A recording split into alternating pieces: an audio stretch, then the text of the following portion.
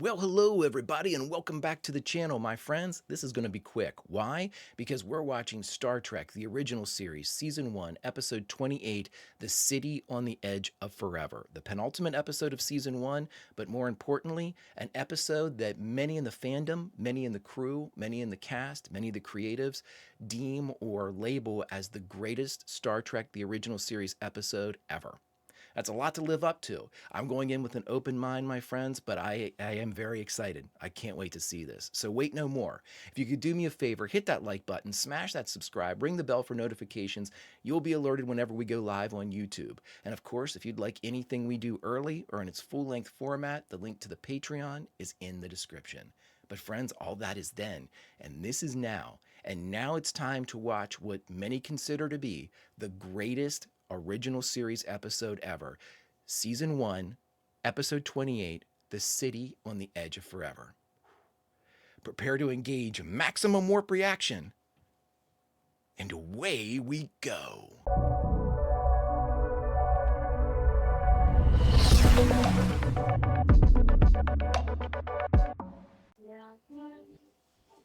Look at that beauty. Absolute beauty. Ooh, starting hot. Thank God, Sulu.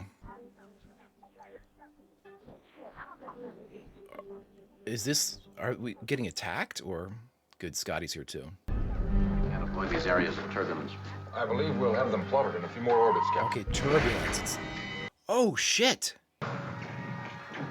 Switching to manual, Captain. Do we maintain this orbit? Oh my God. This is of great scientific importance, Captain. We're actually passing through ripples in time. Maintain orbit. Engineer, open the channel to Starfleet Command. Stay away. Inform Starfleet Command that apparently something or someone down on this planet can affect changes in time, causing turbulent waves of space displacement. Oh, look at Scotty at the helm. Better risk a few drops of cordrazine. It's tricky stuff. Are you sure you want to risk? What's going on, Sulu? You were about to make a medical comment, Jim.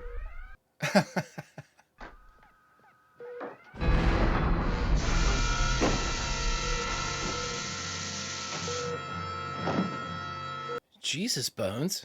Empty. Communications, emergency medical team. Oh my God. Murderers! Killers!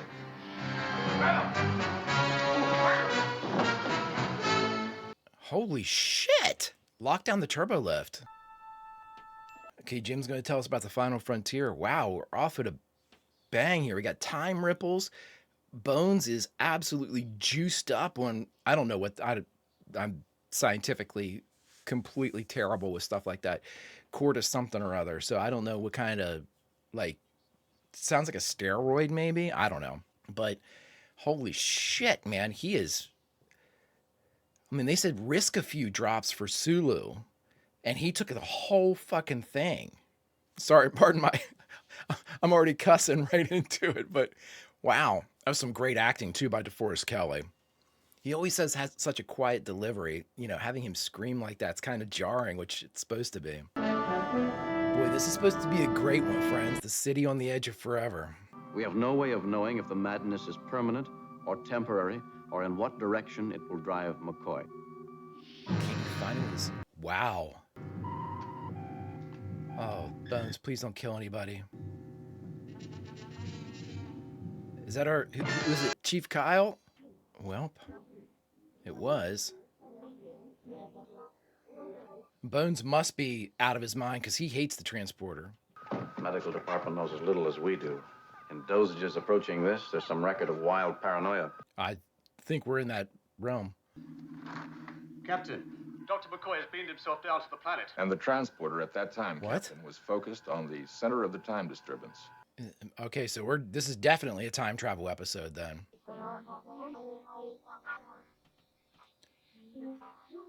Uhura going down on planet.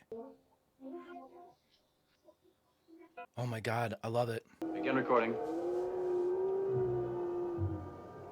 Recording, sir. Okay, so we got Scotty, Uhura, 2 red shirts, be careful guys, and Spock and Kirk. Detail, fan out. No, don't. Why do we always split up? Why do we always split up? This single object is the source of all the time displacement. Explain. I can't. Well, that's the scariest thing we've had in Star Trek yet. Landing party to Enterprise. No sign of Dr. McCoy. Search progressing. I love Uhura down on the... Oh, well. Boy, they've got a really good job of making him look completely nuts. It can't be a machine as we understand mechanics. And what is it? A question. Since before your sun burned hot in space, and before your race was born, I have awaited a question. What's the question? What are you? I am the guardian of forever. Oh. Are you machine or being? I am both, and neither. Guardian of Forever. I see no reason for answers to be couched in riddles. Answers. With the makeup they have on DeForest Kelly looks actually really good. A gateway to other times and dimensions, if I'm correct. As correct as possible for you. A gateway to your own past, if you wish. Oh, this is crazy. So it's like Roman times, right? No, he's going right in there. I won't let you get me. I'll kill you first. I won't let you get assassins. Stun him. Or, yeah, have Spock picture. I'm like, shoot him. Could we somehow take Bones back a day in time, then Relive the accident. This time be certain that the hypo accident is avoided. That seems risky as shit. can you change the speed at which yesterday passes? I was made to offer the past in this manner. I cannot change. Well. So is Bones like irreparably hurt? I've missed taping centuries of living history which no man before has ever... Dr. McCoy! Bones, no! Oh boy. Captain, I've lost contact with the ship. I was talking to them. Suddenly it went dead. No static, just nothing. Kirk to Enterprise. There's no ship. Butterfly effect. Nothing wrong with the communicator, sir. Your vessel, your beginning. All that you knew is gone. Oh my god, so he went back and absolutely screwed something up. Has somehow changed history. You mean we're stranded down here? With no past, no future. You're stranded in time, basically. Only you're still in... Earth's not there. At least not the Earth we know. We're totally alone. You gotta go in. I mean, there's no ifs, ands, or buts about this. No stardate. For us, time does not exist. McCoy, back somewhere in the past, has effected a change in the course of time. No stardate. Spock and I will go back into time ourselves and attempt to set right whatever it was that McCoy changed. You should bring everybody with you. I believe I can approximate just when to jump. Perhaps within a month of the correct time. A week, if we're fortunate. Amazing. Man, this is what happens when you F around with time. Even if you're able to find the right date. Then even finding McCoy would be a miracle. Yeah. There is no alternative. I would bring everybody. And you think you've waited long enough. Each of you will have to try it. Even if you fail, at least you'll be alive in some past world somewhere. Aye. That's actually a really good command. Good luck, gentlemen. Happiness at least, sir. Ah, Uhura.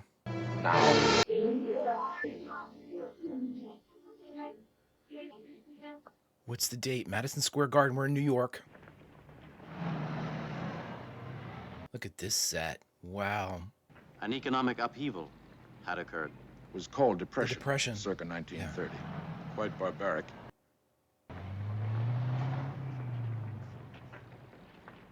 Yeah, we're gonna have to do something about that, Spock. Well, Mr. Spock, if we can't disguise you, we'll find some way of explaining it. That should prove interesting. Wow, look at the extras. It's a lot of work went into this one. Why don't you watch where you're going? Man, all of these vehicles they had to get out of, they usually have a storage, an auto storage in each studio. Well, we'll steal from the rich and give back to the poor later.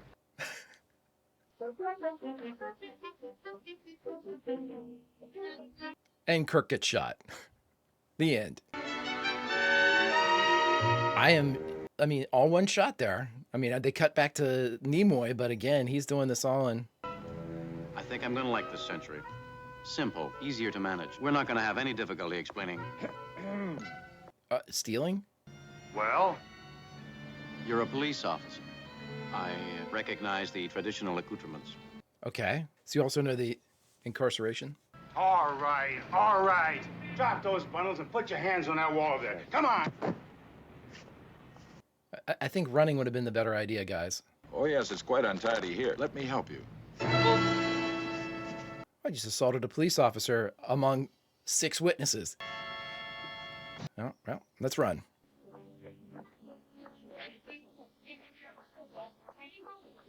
Soup line, mission, yep. Lord almighty. I mean, just to dress the sets, you've got a dozen extras. I mean, I'm sure they're using them over and over again for each shot, but I'm just saying in one shot, you're seeing 12 background people. Incredible. Time we face the unpleasant facts. Jim, deep V. There could be some logic to the belief that time is fluid, like a river with currents, eddies, backwash. Yeah, I've heard that before. Major events would pull people in time.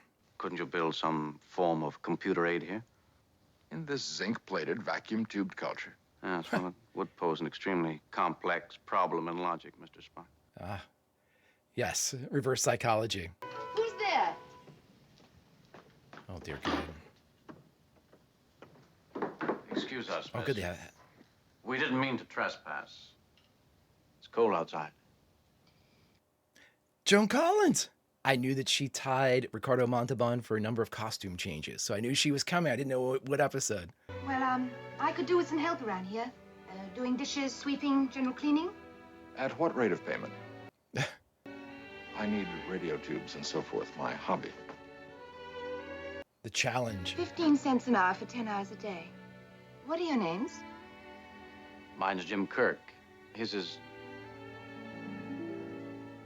Spock. I'm Edith Keeler. Edith. Where are we? You're in the 21st Street Mission. Do you run this place? Indeed I do, Mr. Kirk. If they said Edith Keeler, I think that's what they said. I'm amazed by these shots and scenes. So many extras. They didn't need it to. They could have. Look at this. Let's go ahead and have several tables filled. Exterior shot coming in. I mean, come on. More movement. Somebody else coming in. Really well done.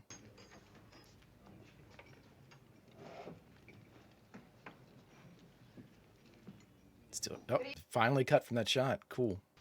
And now, as I'm sure that somebody out there has said, it's time to pay for the soup. Not that she's a bad-looking broad, but if she really wanted to help out a fella in need. Shut up. Shut up. Yeah, shut up. Shut up. One day soon, man is going to be able to harness incredible energies. Maybe even the How does she atom. know this? We'll be able to find ways to feed the hungry millions of the world and to cure their diseases. They will be able to find a way to give each man hope and a common future. Wow, okay. Is she, I mean, how does she know? Now, it won't be Speculation. tomorrow or the Gifted day after, insight. but I don't know. Find her most uncommon, Mr. Spock. Really? Jim, are you going to cheat on my Beauty the Enterprise? We never can be super sure with Jim, though, because Jim uses his powers of seduction to his benefit. Do you have a flop for the night? What? You really are new at this, aren't you? A flop is a place to sleep. Well, there's a vacant room at the place where I live for $2 a week. If you want to, I'll take you there. Thank you. Oh, Jim. We have a flop. We have a what, Captain? Anybody seen my claim? Where's my gold? Spock I've said it a million times. I'm going to say it a million more. You absolutely, positively have to have the best Spock, except no substitute.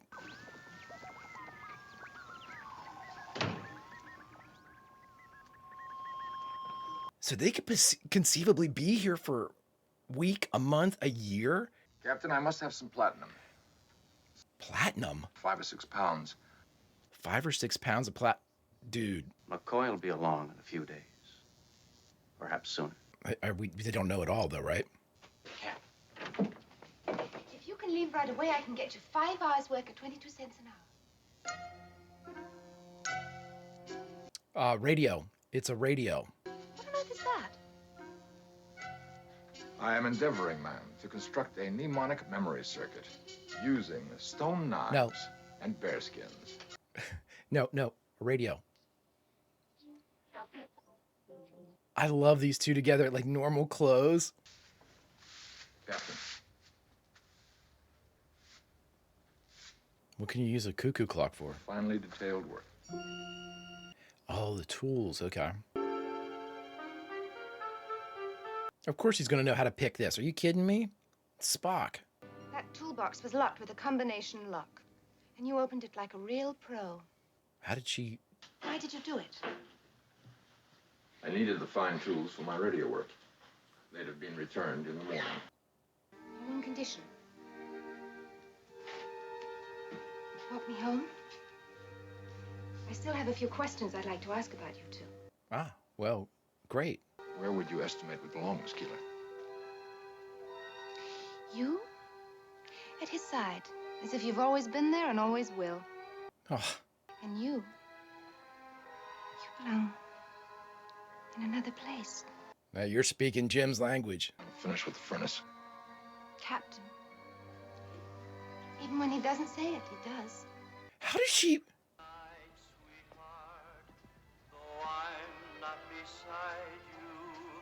Radio repair for rent. Were you in the war together? We served together. And you, don't want to talk about it? Can't. Did you do something wrong? Are you afraid of something? Jim's not afraid of anything. Silly question. Want to hear a silly answer? Yes. A planet circling that far left star in Orion's belt. See? Are you going to tell her, Jim? Oh, I love that shot. It's probably stock footage, but it's a great shot. This is a really different episode.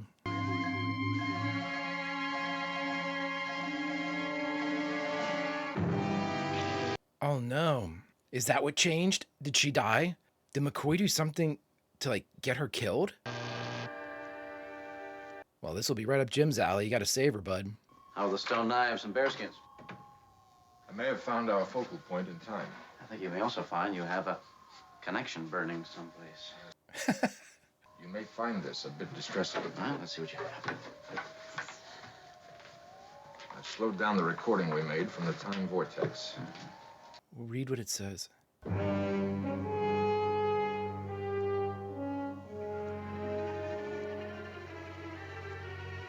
The President and Edith Keeler conferred for some time today. Oh, shit. Oh, super shit. How bad? Bad enough. It's as bad as it gets, bud. Within 6 years from now, she'll become very important, nationally famous. Or, Captain, Edith Keeler will die. This year. I saw her obituary. Okay, so we gotta save her. We gotta save her so she can meet FDR. It's FDR, I think, that the thing said. Some sort of traffic accident. All right. You must be mistaken. They both can't be true.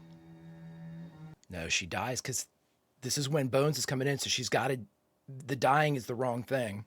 And depending on whether she lives or dies, all of history will be changed. And McCoy is the random element. Yep. Maybe he bumps into her or something, or runs her over. Or perhaps he prevents her from being killed. We don't know which. Oh my God, yeah. Oh no. We must find out before McCoy arrives. Captain. Well, no, it would seem that in order to set things straight again, Edith Keeler must die. that can't be it though, because it would be it's too convenient that 1930 was the time that, because that's when everybody's here. I'm guessing that I don't know. I don't know. I'm guessing that she was killed and McCoy, no, because that. Oh fuck. Because if McCoy gets her killed, that's there he is. Assassins! Murderers! You're gonna get locked up, bud. You! What planet is this? Run, bud. Run. Run. He is out of his mind, dude. Run. Don't cry, but run. Stay or do the killing! Don't run! I won't kill you!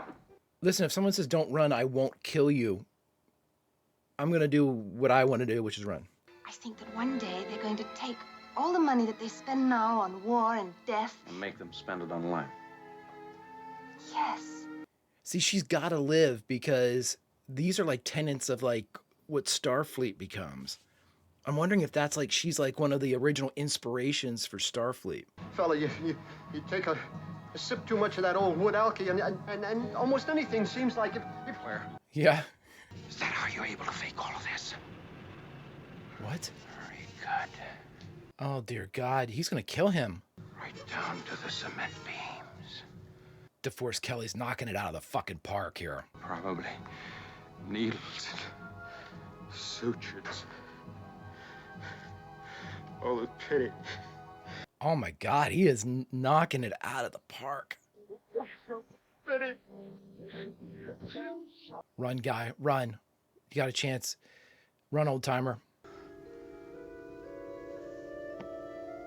It's probably my age, which says the same thing about me as it does him. So run, bud. So, oh man, I think he does something to get her killed. Is it a phaser? Oh no, dude! Well, no, it shouldn't have consumed the phaser though, right? I don't know how that works. I'll need at least 2 more days before I dare make another attempt. McCoy could have been in the city a week now, for all we know. Yeah. Our last bit of information was obtained at the expense of 30 hours' work in fused and burned circuits. He's working as fast as he can, Jim. You better sit down. Come on. I can't. I gotta keep moving. I can't let him find me.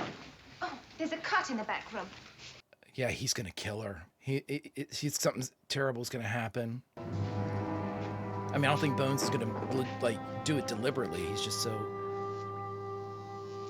So they're in the same building. No, this is where they live. This is the flop. So. While peace negotiations dragged on, Germany had time to complete its heavy water experiments. Germany. Atomic weapons. Hitler.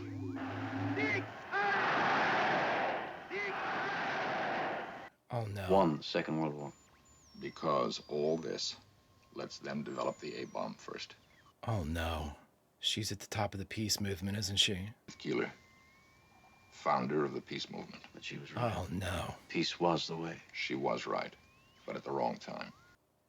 With the A-bomb and with their V-2 rockets to carry them, Germany captured the world. And all this because McCoy came back and somehow kept her from dying in a street accident, as she was meant to. Oh no. Oh my God, he's got to let her die. How did she die? Can they take her back? But I can't trace down precise actions at exact moments, Captain. Maybe they can make it look like she died and take her back. I believe I'm in love with Edith Keeler. Oh no. Jim, Edith Keeler must die. All right, Jim, come on now. We can think this out. If we make it look like she died and then take her back whenever the Guardian of Forever pulls everybody forward, just bring her too. The most common question to ask would be, where am I? When does that shit wear off? Either unconscious or demented. Or dead. I have a friend that talks about Earth the same way that you do. Would you like to meet him? I'm a surgeon, not a psychiatrist. They can take her forward. I mean, it's not fair to her, but at the same time, I mean, neither's death, so they just have to. I hope it means what. Stupid. I've been up and down those stairs 1,000 times. I could have broken my neck. Oh my God, was that it?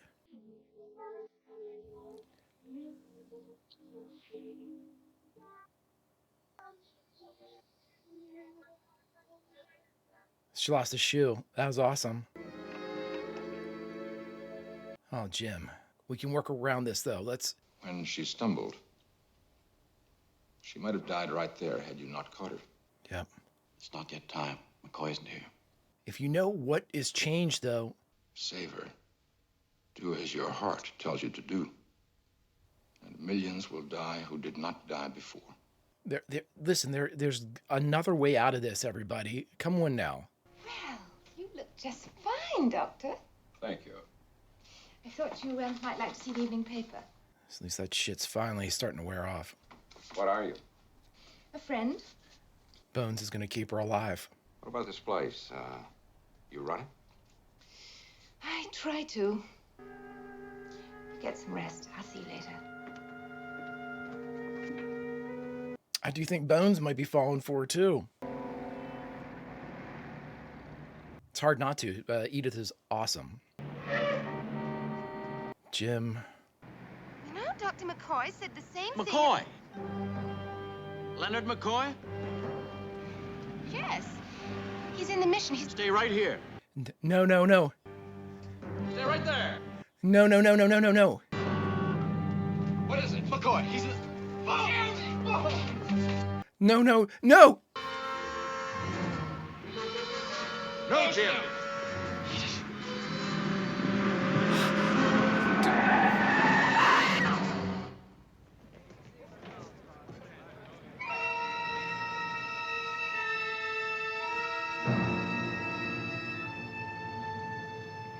Damn. Not me, Jim. I could have saved her.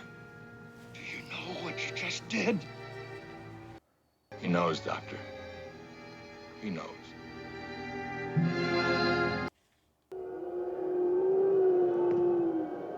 What happened, sir? You only left a moment ago. Jesus. Sorry, everybody. Time has resumed its shape. All is as it was before. No, it's not. Captain, the Enterprise is up there. They're asking if we want to beam up. Oh, Jim. Let's get the hell out of here. Oh, Jim.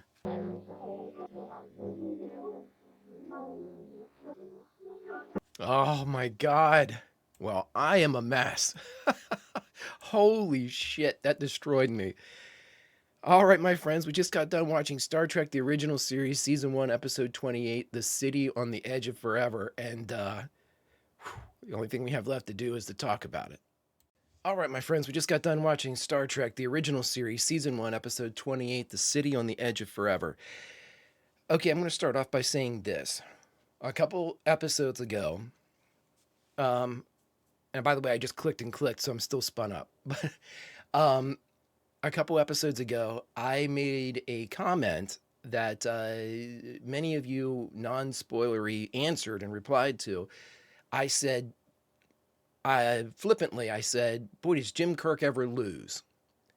You know, because I started watching Star Trek, and my very first thing I ever saw of Star Trek, of anything, was Star Trek, The Wrath of Khan.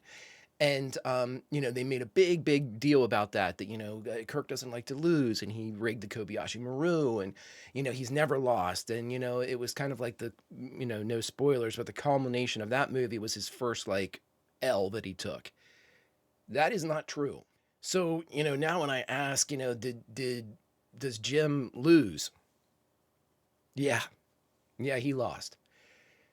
And it's... Christ, I'm sorry, I'm so spun up. Because it's devastating that That last scene is absolutely devastating because so many things happen at once that you get, exactly what's going to happen. It's a traffic accident, but you get real spun up because, they do have, it's expertly done. It's storyboarded so well, the revelation, they're crossing the street. McCoy, runs across, sees McCoy's distracted, hugging Leonard. And then she comes across just to meet him. Come on now. It's, it's so awful in many levels because one, you have the loss of life. Okay, that's terrible.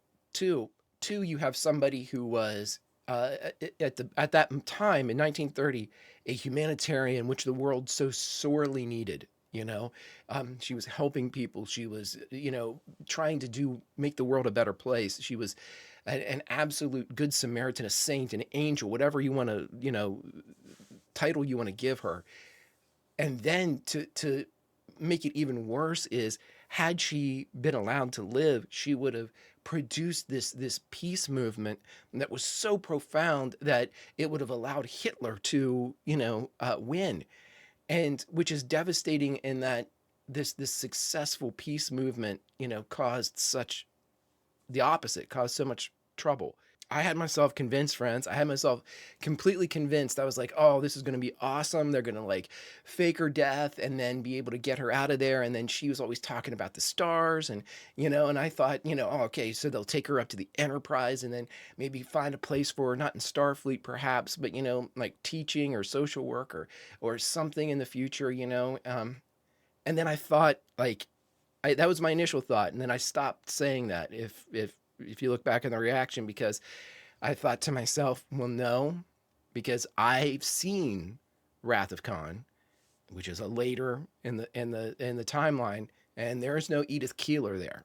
And I can't imagine that if she had come forward with, Jim, Jim never, his love is the Enterprise. And him thinking, he wouldn't have let her go. He would have married her. He would have done whatever it would take. He fell in love with her. So, but she was not there in the future. And that's when I started getting worried. And it was definitely warranted because, it's exceptionally hard to watch. It's exceptionally hard to, Jim's my guy, And okay, so here's a couple things production wise. Amazing. Joseph Pevney, absolutely not. I can understand why they're using him so much. This was a great shot. This was shot very similar to the way that you would film a movie, which is unreal, a movie of the time of the 60s, where you have the longer kind of stage theatrical shots that aren't cut up and edited just so you can get like a 5 to 10 second burst of film. No. They much like the TV show, but they kept this with absolutely living sets with everybody in the background and the extras. It was incredibly well done. It was incredibly well. This set. I don't really know how they dressed this setup as quick. They must have hired a shit ton of people to help with this, because we had multiple locales that have no bearing or resemblance to anything that we've used before. No caves, no. I'm sure they could have probably used like engineering as like the basement or something like that. But it was a complete rework. It wasn't like you could have used the space, sure,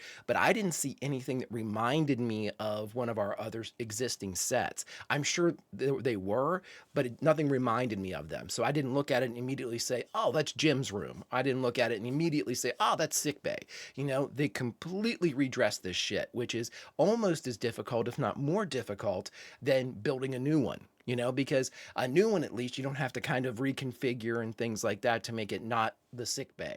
So an exceptional job on the production side of everything, and probably the best that they've done so far. We had exterior shots, we had vehicles, we had a ton of extras, we had the long shots, we had the really interesting shots that they were able to use, like the stairwell, numerous things we haven't seen in Star Trek. And you think, oh, filming on a stairwell, big deal. I agree. I mean, it's not a big deal other than we haven't seen a lot of that stuff in Star Trek, which means they don't have this is an entirely new shot that they've kind of gone into. We haven't seen the staircase shot, which means they had to scope it. They had to, measure everything, make sure their cameras are in the right spot. There's a lot going on that's set up for these shots with those old cameras. And by God, they went for it.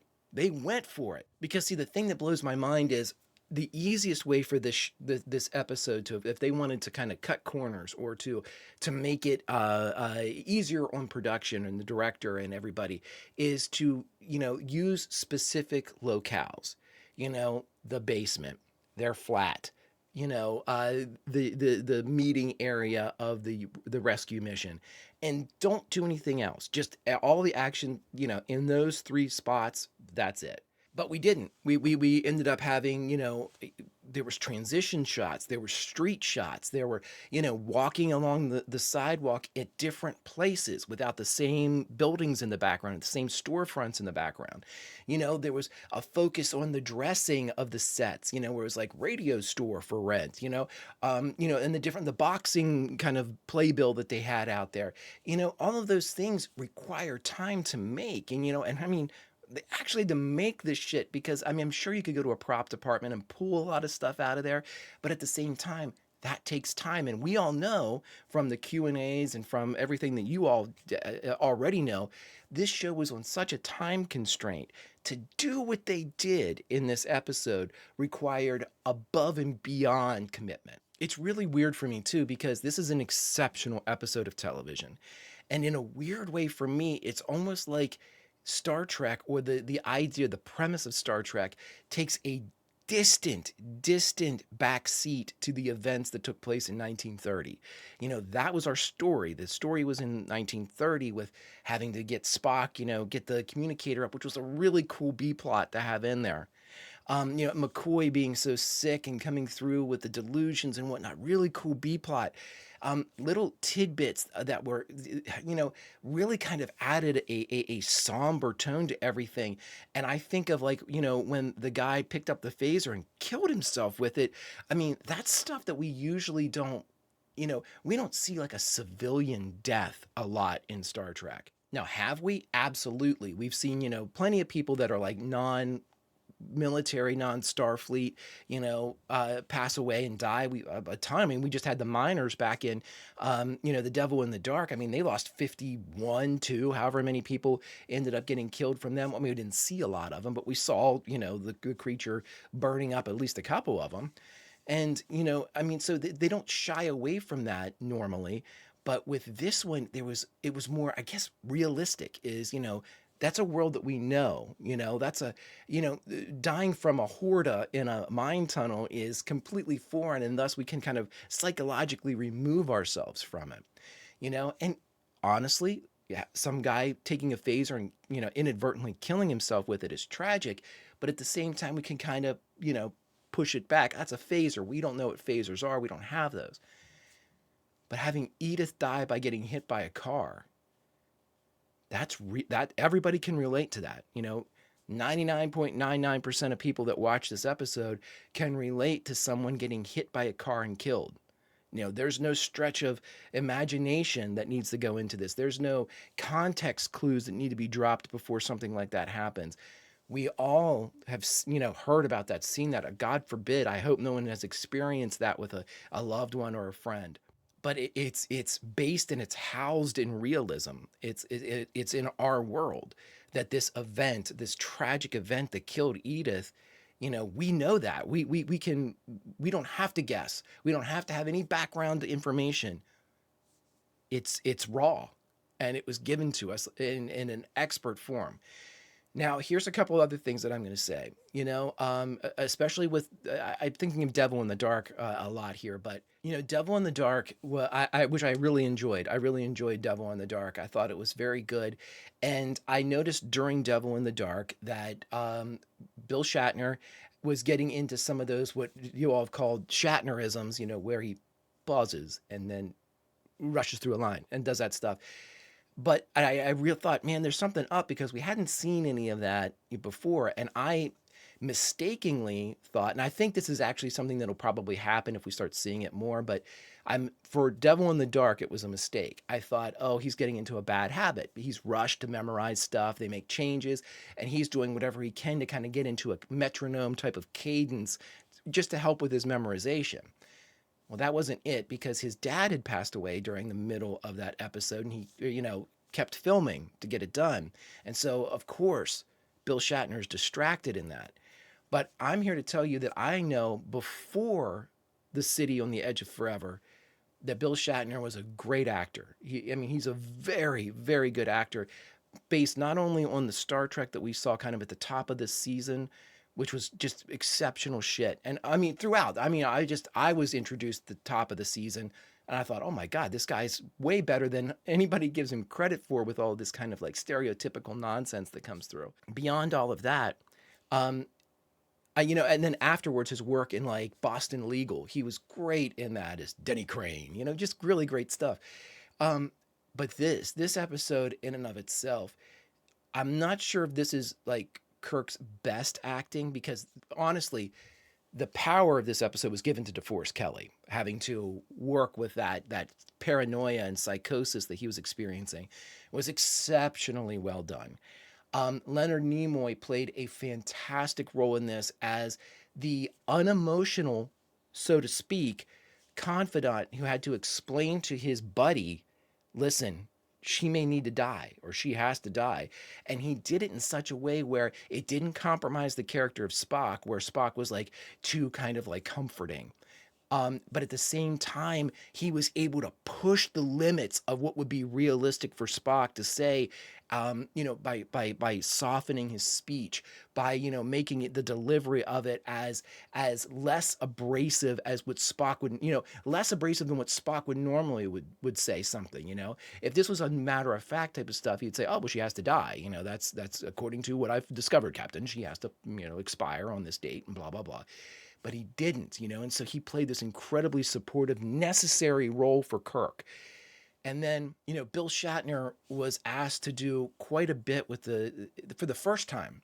And I think this is what I like the most about his performance. For the first time, and I don't know, maybe the only time, we see Kirk actually feeling emotional, romantic, in love.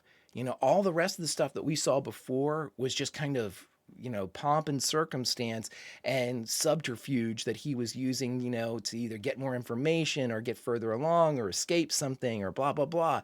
We saw that time and again, especially in the front half of season 1. But this was really Jim, really in love. And this was when Kirk lost. And forever now, I always thought that the end of Wrath of Khan was the worst loss that Jim has experienced, and I still think that. But this is, if it's not a tie, it's a close second because we don't see Jim make these types of proclamations, and he certainly was not rewarded for putting himself out there. And if anything, I would really, really like to be able to, and I know because it's episodic, we won't have this type of exploration, but I would really like to see him work through this, and I'm not sure we will, but it's such an incredible moment in television. So I'm going to have to edit some of this down because I'm talking too long, and we still have Q&A, and we have a lot to talk about behind the scenes, but I want to be able to, how would I rank this episode? I honestly don't know. And I'm going to think about it. I love the episode.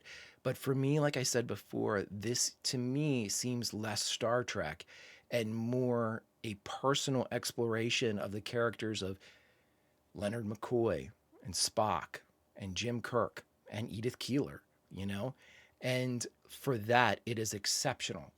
And the fact that it's also Star Trek, it's almost like my brain is going to take a while to blend those two concepts together. But I can firmly say that whenever I have a top 10, top 5, or top 3 list, The City on the Edge of Forever will be there. Because It was excellent and heartbreaking, but so good. But I have a lot of questions, my friends, because I know that this is an exceptionally difficult shoot, it looked like, and I would really like to know more about it, but I'm going to need some help. And the only being that can help us is Q. Q? Greetings, mon capitans, and welcome to another installment of Q&A. Friends, this is where, after having watched and reacted to an original series episode of Star Trek, I like to go back and find out what happened behind the camera, because there's always fascinating stories that went into the production of each and every one of these episodes. This one specifically for City on the Edge of Forever. And to limit my wanderings, as I tend to get off into the weeds quite a bit, I've given us 5 specific categories to explore. The first category, who was our writer and who was our director. The second, guest stars. Who were they? 3, of the core cast, who was there? Specifically the big 6 of Bones, Kirk, Spock, Scotty, Uhura, and Sulu. Who was there? And then 4, my favorite, production notes. What really went on behind the cameras? Script problems, production problems, weather problems, or no problems. Whatever it happens to be, my friends, we'll find out in section 4. And last, but certainly not least, memorable quote. If I had to pick one quote from this episode, what would it be? Friends, let's get into it. All right, everybody, for our first category, we have writer and director. Who was our writer and who was our director? Well, let's put a little asterisk beside this one for right now, but our credited writer for this episode was Harlan Ellison. We'll just leave that there for right now. Our director of this episode was Joseph Pevney, and this was something I probably should have held for production, but it's a really good note to kind of give with the director. Joseph Pevney was selected for City on the Edge of Forever for one specific purpose. He had a tremendous amount of experience directing feature films. And friends, that's how they pictured City on the Edge of Forever. And now for our guest stars. Do we have guest stars? Yes, we had quite a number of them. In fact, we had an entire city's worth full. Whether that city be New York, as was represented, or, the City on the Edge of Forever, sure. But, really only one specific guest star kind of supersedes them all, and that's Joan Collins as Edith Keeler. Fantastic job, showed why she was the star that she was. And again, she had some very, very favorable things to say about Star Trek, which we will get into down in the production notes. And now for section 3, the core cast of our big 6, who was there. I am proud to say for this, well, I'll tell my rankings in a bit, but for the City on the Edge of Forever, all hands present and accounted for. And now, my friends, category 4, production notes. What happened behind the scenes for City on the Edge of Forever? Sit back, everybody, because this one gets weird. It gets a little. The majority of the notes for this episode, because let's face it, City on the Edge of Forever is pretty much perfect as far as anything goes, not just Star Trek. It was done in such a way that it was not just the Star Trek audience recognized its incredible, production, its incredible, finished product. It was, many, many people outside of science fiction recognized its greatness. But to get there, they had to wade through quite an extensive script problem. So I'm going to try to nutshell this, because when I mean that there's a lot written about this, there is a lot written about this.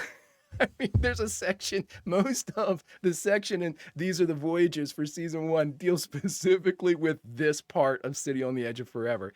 So let's get into it. In a nutshell, here's what ends up happening.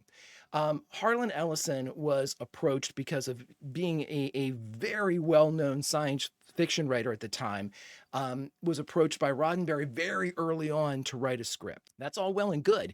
And Harlan agreed and definitely he was contracted to write a script for season 1 of the original series. And it produced City on the Edge of Forever. Now, this is where things get a little complicated, because that script was basically taken and, like many of them were, put on a shelf until they neared production. Now, the original script calls for the following, a very different telling of the story. And there was a drug dealer that was selling like alien narcotics, which is an interesting premise, really. And his name was Beckwith. And he was selling it to a person named LeBeck, and which I don't understand why they were that similar. But Beckwith, the drug dealer, ends up killing LeBeck because LeBeck was going to go to Kirk and kind of out him as selling these drugs.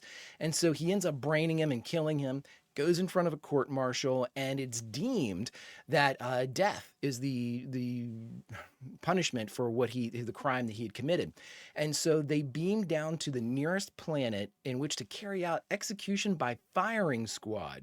There were many similarities, sort of, kind of broad stroke similarities between the original script, but it also called for, the death of Keeler, who they said was Kessel, I think, something like that. And but they didn't have Kirk do it. They actually had Spock hold back bones because Kirk couldn't, which I don't think is nearly as powerful. So that was the original script as written. This is very broad. There are a lot more changes, but that was you get the meat and potatoes of it. And so what ended up happening was they realized there's a lot of things they couldn't do with that. Like he called for grand kind of elements and scenes where like at one point a woolly mammoth comes out of the time machine and everybody's like, holy shit, or the time portal, and they thought we don't have stock footage of a woolly mammoth. There was a lot of problems they ran into. So they approached Harlan Ellison and they said, hey, could you do a rewrite? We need these things kind of smoothed out. Now, there's two things going on here. One, there was no additional payment offered for this. It was just assumed that you would come in and do this. Harlan Ellison, there's so much to get into about him. He was, from my research, seemed to be a big fan of being on set for Star Trek. Like he even asked for his own office, and they gave him a little like kind of closet office at Desilu.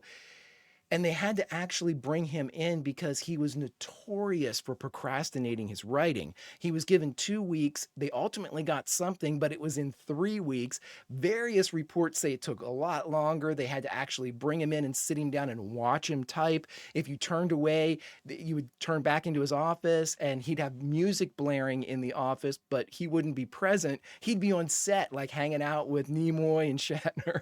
He loved it. He just didn't like to write it. So what ends up happening is they need to get this rewritten. And so they hand it off to numerous people, like Gene L. Kuhn takes a pass at it, Roddenberry takes a pass at it, but it isn't until they give it to D.C. Fontana that D.C. rewrites the whole thing. Now, certain similar elements, still appear and blah, blah, blah. But as far as like the actual dialogue, the script, the stage direction, the background description, DC wrote all of that. In fact, only 2 lines remained from Ellison's original script. And those 2 lines are as follows. Since before your sun burned hot in space, since before your race was born, and the ending line by the Guardians, time has resumed its shape. That was it.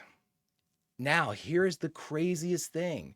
Harlan Ellison was still credited as the writer. D.C. Fontana received no credit for writing City on the Edge of Forever. Let that shit sink in. Now, I know Ellison came up with, many of the elements and beats in it, completely understand. But what we saw, what we experienced, what was registered as as the greatest Star Trek episode, was written, the words, the scripts, the characterization, everything that we saw, by D.C. Fontana, who received no credit or recognition for doing so. Unreal. I know that now, and I will always credit her because that is the way shit works now. So, a couple other things that went on, friends. Ellison got super duper pissed because they took his script and completely obliterated it and reworked it to the point where he wanted his name in the title to be changed to Cordwainer Bird. Now, the story that Harlan Ellison tells about the Cordwainer title is that one of his, people that inspired him used the name Cordwainer whenever they were kind of working incognito. It wasn't meant to be kind of a bad thing. So, it was just a pseudonym that was used. And so he adopted the first name of Cordwainer, but the second name, the surname of Bird, meant, I don't want to do it, but giving people the finger, So his Cordwainer Bird was basically like, I'm not me, go F yourself. And so Gene Roddenberry denied it because he said as soon as anybody would see that, especially other science fiction writers, they would know that Harlan Ellison didn't want his name associated with this and would be reluctant potentially to work with Star Trek. And so, there was a lot that went on behind the scenes here. There was a lot of problems between the two groups that never really reconciled. But again, I just think it's interesting that there was so much into this script. You would think it would be a disaster when it finally came to screen, and it ends up being, I mean, damn near perfection. So, what a mess, but what an interesting story, am I right? Now, to continue on to some like maybe lighter notes here, Joan Collins credits her then 4-year-old daughter Tara for coming up and deciding to be in Star Trek. Joan Collins had no idea what Star Trek was. I mean, she knew, but she had never watched it or anything. And her young daughter apparently had been watching it with a babysitter. And when she said that she got a thing for Star Trek, her daughter was like, "Oh my gosh!" At 4 years old, it was like Star Trek. I love Star Trek. And so Joan Collins was like, "Well, I'll do Star Trek then." And you can see Mom in it. So credit Tara for making sure that we had Joan Collins as Edith Keeler. And here's something that you all have told me about, which I love so much. This is the same city set that they used for Return of the Archons and Miri. And it's also Mayberry from the Andy Griffith Show. In fact, you can see them walking past Floyd's Barber Shop at one point. I just think that is an awesome way. I mean, they dressed it up great, and they were able to kind of use night shoots and things like that to make it a little darker and make it, look like more of an urban area as opposed to, Main Street USA that Mayberry was. Great, great stuff, though. And another thing, I mentioned too that there was a couple locales that didn't look like any place that had been redressed. Like one didn't look like the engine room. That's because Desilu actually provided them with a brand new stage number 11, that had used to be the home of My Three Sons. But My Three Sons had picked up and moved to, I think they said, a larger set or more offices or something like that. And so the set was still up for a lot of those things. So they rushed in and were able to use stage 11, with Desilu's permission, to film all of these different locales with the stairs and with, the mission and things like that. Great use and inexpensive use of existing properties that look brand new. Way to go, production team. Way to cut corners without us knowing about it. And now for the truly fun stuff. This is the stuff that just absolutely means the world to, I'm sure, everybody but Harlan Ellison. TV Guide ranked City on the Edge of Forever as number 80 out of its top 100 TV episodes. Not top 100 Star Trek episodes or Star Trek related episodes, number 80 of any episode of television ever. To be fair, I'd put it higher, but again, it appears on the top 100 of all time. And here's some more fun. Joan Collins once stated, and I quote, "To this day, people still want to talk about that episode. Some remember me for that more than anything I've ever done in my career. I'm amazed at the enduring popularity of Star Trek, and particularly of that episode. At the time, none of us would have predicted the longevity of the show. I couldn't be more pleased or more honored to have been a part of Star Trek history." Love it. And Joan Collins she was asked that question throughout her career, apparently. Up until the very end of her life, she was asked about being on Star Trek, and apparently she always talked in glowing colors about it. She got a couple of the details wrong. Mr. Spock was Dr. Spock and things like that. But, to be fair, she probably saw several versions of the script. And last but certainly not least, here in our production section, as this is a long one, and it's deservingly so because we're talking about City on the Edge of Forever. City on the Edge of Forever won, let's just say, all the awards, because this was considered, now if you're talking about a top 3, 5, or 10 episode list, doesn't matter who you ask, City on the Edge of Forever appears on that list. Roddenberry put it in his top 10, but everybody else puts it in his top. Roddenberry didn't have much to do with City on the Edge of Forever, and so I think that might have limited his appreciation of it. I'm not putting words into his mouth, but it kind of seems that way, because it was the most highly rated and awarded an accolade given to City on the Edge of Forever. City on the Edge of Forever won numerous awards. The most, I guess, memorable of those would have been the Hugo Award for Best Dramatic Presentation. It also won the Writers Guild of America Award, the only Writers Guild of America award that Star Trek won, which is interesting because Ellison took that award home. He didn't write it.